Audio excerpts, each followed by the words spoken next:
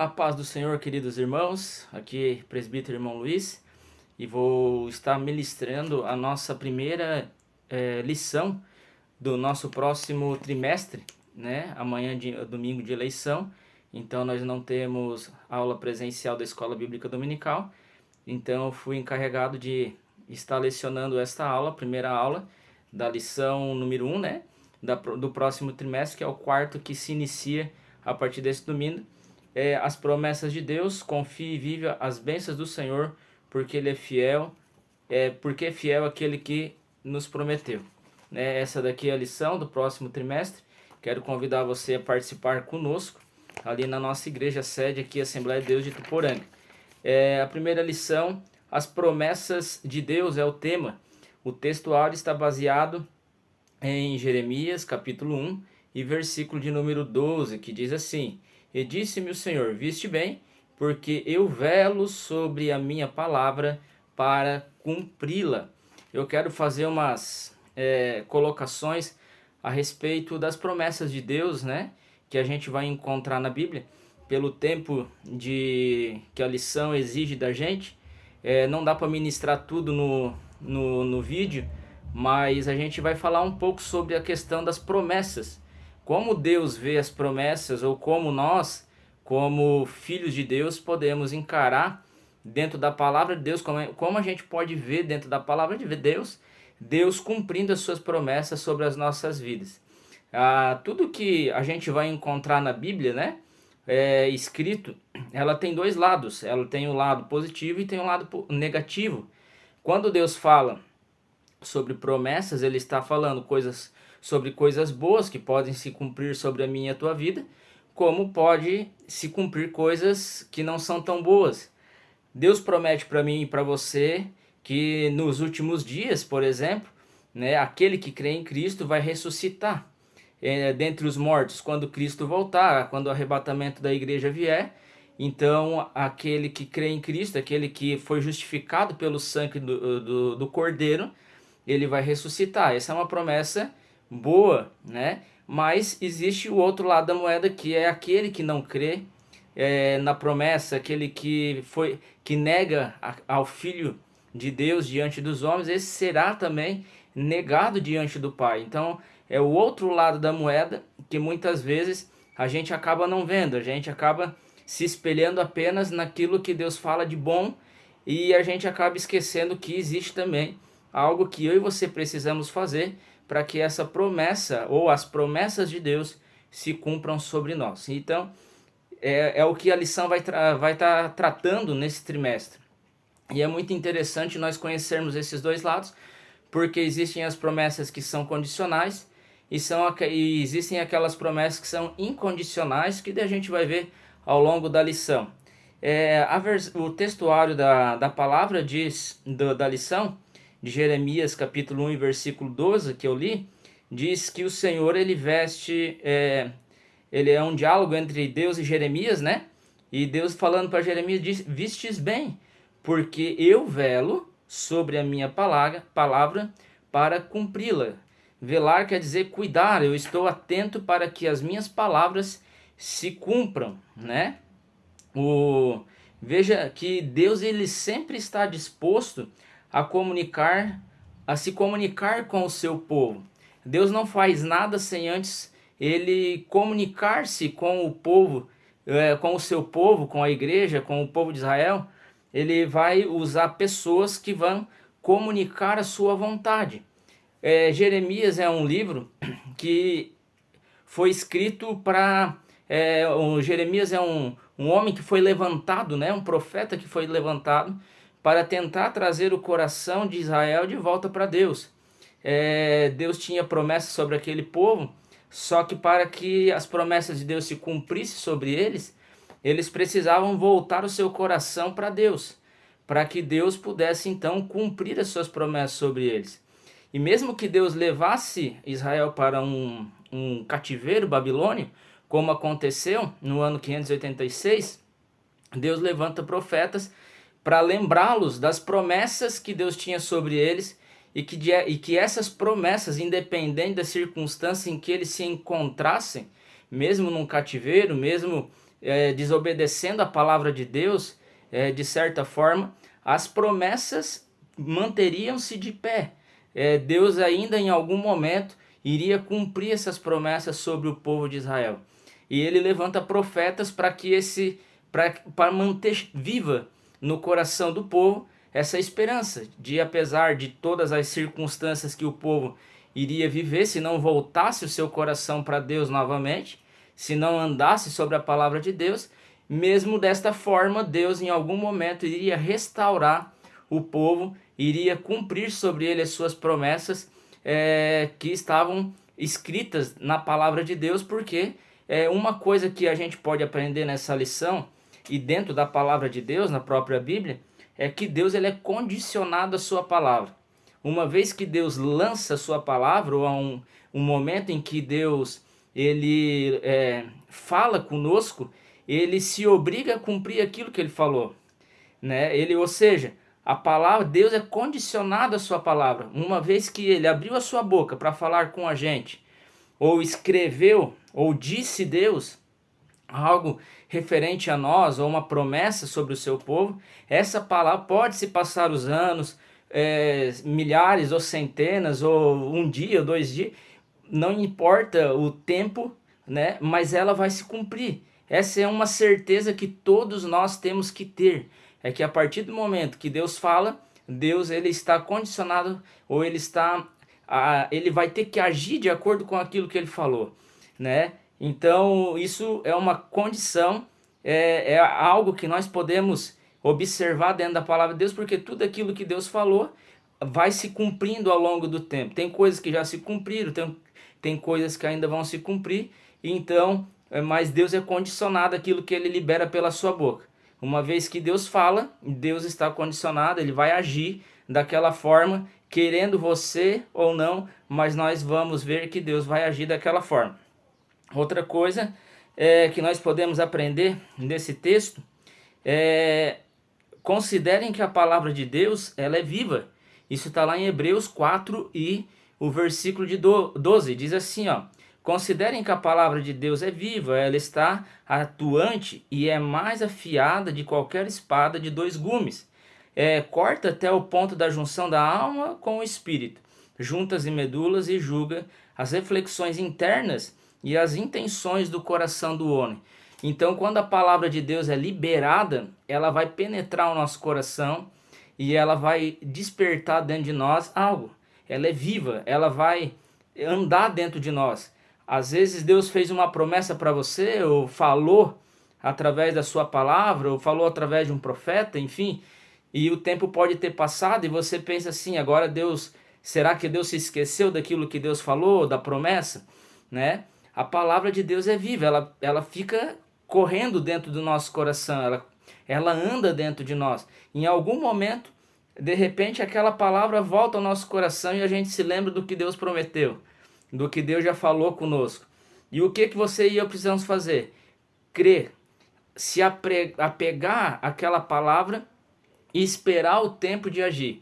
E perguntar a Deus se é uma promessa condicional ou incondicional. O que eu preciso fazer para tomar posse dessa promessa? Ou eu, de repente, eu não preciso fazer nada porque, por exemplo, quando falamos da volta de Cristo, é uma promessa. Mas ela independe de mim e de você. O dia que Deus determinar que Cristo deve voltar, ele vai voltar, querendo você ou não, gostando você ou não, ele vai voltar. É uma promessa incondicional, não depende de nós. Mas existem promessas que são condicionais. E aí nós precisamos entender que condicionais requer que eu tome algum tipo de atitude, tenha fé, por exemplo, creia naquela promessa, para que ela se cumpra sobre a minha vida. Talvez Deus vai exigir que eu e você tomamos uma decisão de aceitar a Cristo como Senhor e Salvador de nossa vida, por exemplo. João 3,16 diz, porque Deus amou o mundo de tal maneira que deu o seu Filho unigênito para que todo aquele que nele crê não pereça, mas tenha vida eterna. Qual é a condição para ter vida eterna? Crer em Cristo. Isso é uma promessa. Quando você crê em Cristo, você passa a fazer, usufruir da promessa de uma vida eterna. A partir do momento que você não crê, então você não pode usufruir da promessa da vida eterna. entendeu? Então, é uma promessa condicionada a uma obediência minha e sua, ou a uma decisão que eu e você vamos ter que tomar para tomar posse daquela promessa.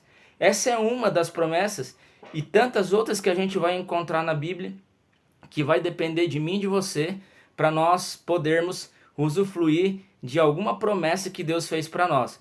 E outras não dependem de nós, depende apenas de Deus e do agir, do mover de Deus, da soberania de Deus e de quando Deus quiser agir. E aí não depende de nós ou do que nós podemos fazer ou não fazer. Deus simplesmente vai agir, vai fazer acontecer, porque a palavra de Deus precisa se cumprir para que o retorno de Cristo ele aconteça, né? A igreja possa ser arrebatada, enfim, e a gente possa usufruir do reino de Deus quando este for implantado, né? Restaurado na terra. Veja mais, o que a palavra diz ainda? A verdade prática dessa lição diz que Deus, diz assim, ó, Deus fez as suas promessas para que experimentemos um relacionamento mais próximo com Ele. Então Deus ele sempre tem o desejo de se relacionar conosco. Nosso coração às vezes está angustiado, aflito, né? E o que isso faz? A nossa alma sentindo sede, vontade de estar na presença de Deus. E a Bíblia está cheia de promessas dizendo que buscar-me-eis e me encontrareis quando me buscar de todo o coração. É uma promessa, mas é uma condição minha. Quando eu buscar de todo o coração, Ele então se revelará, Ele virá até mim, e Ele se revelará a mim, e eu encontrarei Ele, eu vou ter a paz dEle, o descanso dEle. Então veja que é uma promessa que Deus está fazendo ao seu povo, mas Ele exige que o seu povo o busque de todo o coração. Então, quando a gente assim faz, Deus se revela. E o desejo de Deus é se revelar ao nosso coração. Essa é uma promessa que Deus tem para mim e para você. Independente da forma que a gente vive, independente, Luiz, eu pequei, né? Mas quando eu o busco, eu abro meu coração para Ele, eu o busco de todo o coração, de toda a mente. Quando eu me coloco na sua presença, Ele está dizendo, eu me revelarei a você. Eu trarei paz, eu trarei respostas. Enfim, Deus ele mostra, Ele se revela a nós, porque Ele tem um anseio de estar junto conosco, de se revelar a nós. Mas nós temos que ter um anseio de buscá-lo, né? Isso é uma promessa que está estampado na Bíblia, e quando a gente volta lá no Éden, a gente vai ver que Deus na viração do dia, ele vinha ao encontro de Adão e Eva no Éden, e se comunicava, se relacionava, tinha um relacionamento de intimidade com aquele homem, com aquela mulher que estava no Éden.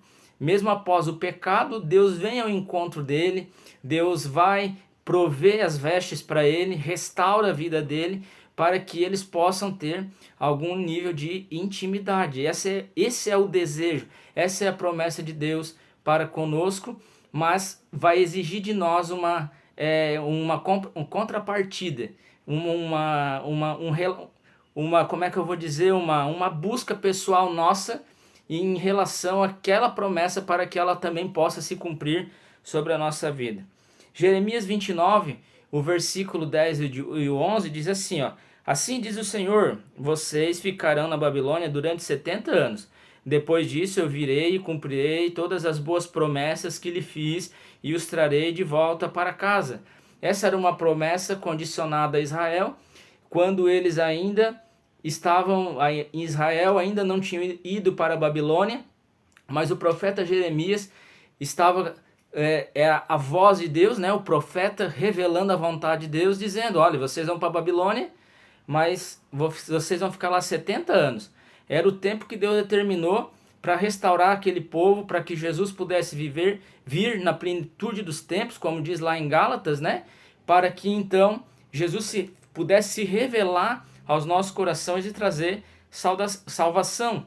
Mas para isso Deus precisava tratar o povo para receber o Messias. E ele diz, e determina o tempo. E exatamente como Deus determinou através do profeta Jeremias, assim aconteceu. No ano 586 eles foram levados como cativos para a Babilônia pelo rei Nabucodonosor. E o tempo passa e 70 anos se passaram. E após os 70 anos, Deus levanta Ciro, Isaías 45:1, e este vai dar a carta de liberdade para que o povo de Israel possa voltar para Jerusalém, reedificar os muros, o templo, a cidade, enfim, eles possam voltar para sua terra. Assim como Deus falou, Deus fez. A palavra que Deus lançou não caiu por terra. Aí na sequência, no versículo 11, Deus revela o seu caráter e a sua vontade sobre o povo. Apesar do povo estar fazendo algo que não agradava a Deus, mas Deus amava o povo de uma forma tão especial que Deus precisou levar eles para a Babilônia para tratá-los devido ao seu grande amor, para prepará-los para uma grande promessa que precisava se cumprir. Agora no versículo 11 de Jeremias 29, ele diz assim, porque eu sei os planos que eu tenho para vocês, diz o Senhor, são planos de bem e não de mal, para lhes dar o futuro pelo quais anseio. Então veja que Deus, ele tinha planos, ele tinha propósito sobre aquele povo, tinha promessa sobre aquele povo, mas antes de cumprir a promessa, Deus precisava trabalhar no coração do povo para que eles pudessem então compreender aquilo que Deus queria fazer através deles. Eu estava lendo um livro sobre oração do C.S. Lewis, ele diz assim, já pensou se quando nós clamamos a Deus em oração e tudo que nós pedirmos a Deus, Deus realizasse assim no estalar de dedos, como seria? Eu não sei se você já assistiu um filme chamado Todo Poderoso, que é do Jim Carrey, e ele queria ser Deus por um dia, e Deus um dia, no filme, né, claro, é um filme, não é a realidade, mas para ilustrar aquilo que eu quero falar, um dia Deus troca de lugar com ele.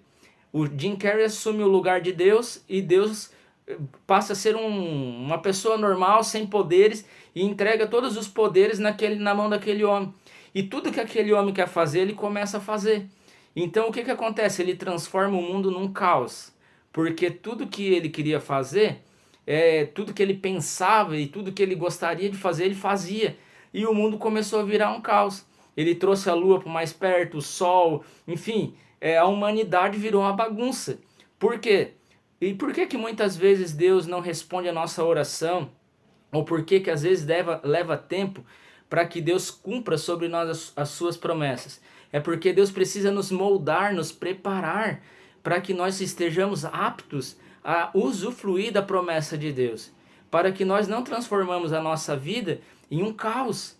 O que esse filme ilustra para nós? É que quando Deus olha para nós, Deus vê algo, e quando Deus em nós, e às vezes ele olha para nós e diz assim, eu preciso restaurar isso ou aquilo, eu preciso desenvolver aquilo e outro, e aí eu vou entregar as promessas e vou cumprir sobre ele aquelas promessas, porque agora ele está pronto. Jesus só veio na plenitude dos tempos, porque o povo de Israel e a humanidade estava preparada para receber a Cristo. Se Jesus veio um pouco antes, talvez os propósitos de Deus não se cumpririam. Se Jesus passasse do tempo, não se cumpririam, mas ele veio no momento certo, na hora certa. E Deus aqui em Jeremias 11, ele diz, eu sei os planos que eu tenho para vocês, são planos de fazer bens e não mal. Lá Paulo vai falar que os pensamentos de Deus são mais altos que os nossos. Se nós olharmos para isso, nós entendemos o porquê que às vezes Deus demora para cumprir sobre nós as suas promessas. Primeiro ele precisa nos preparar, ou nós precisamos nos moldar aos padrões de Deus para poder receber a promessa que Deus tem para cumprir sobre a nossa vida. Por isso que Deus leva Israel para a Babilônia para moldar, preparar aquele povo para que eles fossem receptores da graça e das bênçãos de Deus sobre as suas vidas. Amém? Vamos concluir aqui. Segundo Timóteo 2:13 diz assim, se formos fiéis, ele permanecerá fiel, pois não pode negar a si mesmo. Isso aqui Paulo está falando a respeito de Cristo Jesus. mesmo nós sendo tão infiéis, tão pecadores, Deus mesmo assim, ele nos dá ele nos trata, ele nos molda para que as promessas dele, que já foram reveladas a mim e a você, possam se cumprir sobre as nossas vidas.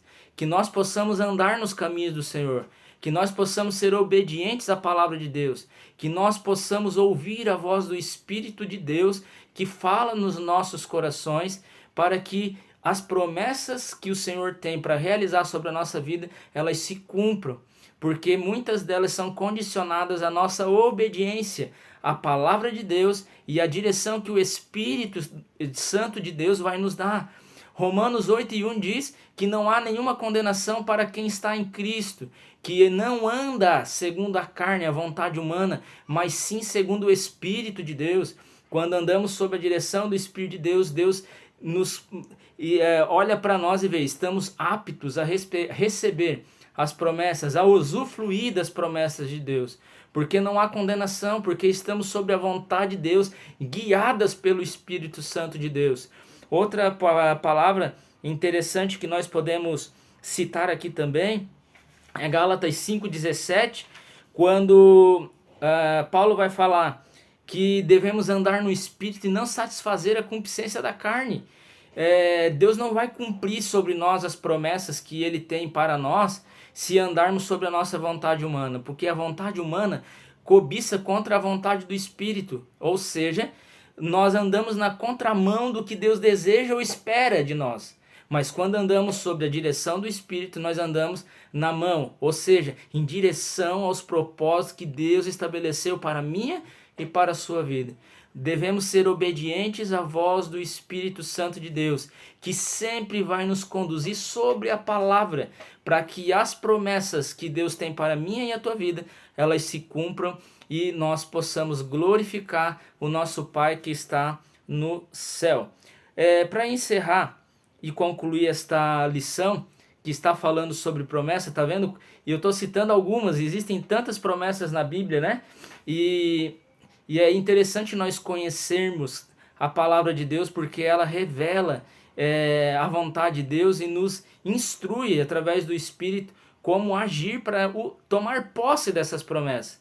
Então é interessante você conhecer a palavra, estudar a palavra. Vem para a escola bíblica dominical, que você vai conhecer as promessas de Deus nesse trimestre e vai saber como agir, como se comportar ou como se colocar na presença de Deus para tomar posse de tudo aquilo que Deus tem prometido para você. Para encerrar, queria citar Deuteronômio 32:47, porque esta palavra não vos é vã, antes é a vossa vida, e por esta palavra prolongarás os dias na terra, a qual passa o Jordão para possuir. Era uma promessa de Deus sobre Israel, que estava prestes a entrar na terra da promessa, mas tinha uma condição: para que eles fossem abençoados, eles teriam que guardar a palavra de Deus no seu coração, os estatutos, andar em obediência à palavra de Deus. Se eles assim fizessem, então, eles comeriam o melhor da terra, usufruíam de todas as bênçãos, de todas as promessas de Deus. Hebreus 13 diz que Jesus Cristo é o mesmo ontem, hoje e sempre. Esse Deus que fez a promessa para Israel continua sendo o mesmo. Ou seja, então a condição para que eu e você sejamos abençoados nessa terra e até o fim da nossa vida, e quando Jesus voltar a usufruir da promessa do reino dos céus, continua a palavra sendo a mesma. Ela vos é vida. Você precisa obedecer, se condicionar a ela, buscar a direção do Espírito, não andar segundo a vontade humana, carnal, para tomar posse das promessas de Deus sobre a nossa vida e usufruir de todas as bênçãos que Deus tem para derramar sobre nós. Ainda Josué 21:45, aqui eu encerro: nenhuma promessa falhou de todas as boas palavras que o Senhor falara à casa de Israel. Tudo se cumpriu. Deus não é homem para mentir, nem tem coração humano para se arrepender. Uma vez que Deus fala, Deus cumpre. Todas as palavras que Deus falou a respeito de Israel, todas as bênçãos que Deus prometeu a respeito de Israel, tudo aquilo que Deus promete para mim e para você nesse tempo, tudo se cumprirá na íntegra. Algumas coisas não dependem de mim e de você, são incondicionais, estão baseadas na soberania de Deus. Deus vai cumprir, querendo você ou não, como o arrebatamento da igreja, o julgamento daqueles que vão para o céu e daqueles que vão para o inferno. Tudo se cumprirá. Deus também tem as promessas incondicionais, que são aquelas a quais você precisa tomar uma decisão, uma atitude, como por exemplo, crer no Senhor Jesus Cristo como Senhor e Salvador de sua vida, e você é justificado, e você passa a ser selado pelo Espírito de Deus, que é o penhor, a garantia da nossa salvação. E no dia do julgamento você é salvo, mas isso depende da sua entrega, de confessar a Cristo como Senhor e Salvador de sua vida, para usufruir, para tomar posse dessa promessa. Você precisa ter fé naquele que fala, na palavra de Deus, para que você então possa se apropriar de todas as promessas. Se eu voltar um pouquinho aqui na nossa lição, eu vou ver aqui em João capítulo 11:40, Jesus diz ao centurião de Cafarnaum, que tinha um filho ali que estava enfermo, e ele diz assim, ó, se tu creres, verás a glória de Deus. Jesus lançou uma palavra sobre a vida dele e ele creu, fé, naquela palavra. E assim como Jesus falou, aconteceu. Ele viu a glória de Deus. Um pouco antes, a mulher do fluxo de sangue, ela creu que podia, ao tocar nas vestes de Jesus, ela poderia ser curada da sua enfermidade, 12 anos que não passava, e ela tocou e foi curada, e Jesus olhou para ela e disse, mulher, a tua fé te salvou. A tua fé em Cristo, na palavra de Deus, é uma condicionante para que você possa usufruir das promessas de Deus sobre a sua vida. Que Deus abençoe você. Hoje Deus coloca diante de mim e de você, Deuteronômio 11:26 a seguir, caminho de bênção e caminho de maldição. A escolha é minha, a escolha é sua. Cada um de nós é dono do destino que vamos seguir, das escolhas que vamos fazer. Se escolhermos andar sobre a palavra de Deus e sobre a direção do Espírito, andamos no caminho de bênção. Usufruímos de todas as promessas que Deus tem para mim e para você. Se eu for falar de todas as promessas aqui, nós teríamos que gravar um vídeo de muitas e muitas horas que estão contidas na palavra de Deus. E assim não sei se conseguiríamos falar de todas elas. Então você é dono do seu destino. Você pode usufruir de todas as promessas de Deus, mas muitas delas são relacionadas às minhas e às tuas escolhas. E Deus coloca os caminhos de bênção e de maldição sempre diante de nós, porque Deus não obriga nós a seguir um caminho. Deus não nos engessa para fazer de mim e de você um boneco que vai andar só num caminho e vai ignorar o outro. Mas Ele coloca esses dois caminhos porque é uma condicionante. Eu e você podemos escolher qualquer um dos dois, mas o Senhor espera que eu e você escolhamos o caminho de bênção. E o caminho de bênção, nós precisamos da graça e da palavra de Deus para nos guiar, através do Espírito Santo, para usufruir de todas as promessas de Deus sobre a nossa vida. Que o Senhor derrame sobre a minha e a tua vida as suas promessas, as suas bênçãos, e que nós possamos na terra glorificar o nome daquele que está no céu, através do seu Filho Jesus Cristo, e que você possa ser ricamente abençoado por essa aula, pela palavra de Deus, e que nós juntos possamos sermos um canal de bênção na vida daqueles que ainda estão buscando encontrar o caminho que é Cristo Jesus, a luz do mundo, que leva eu e você a usufruir de uma vida de paz e alegria através da presença do Espírito sobre a nossa vida. Deus abençoe a sua vida e até a próxima aula.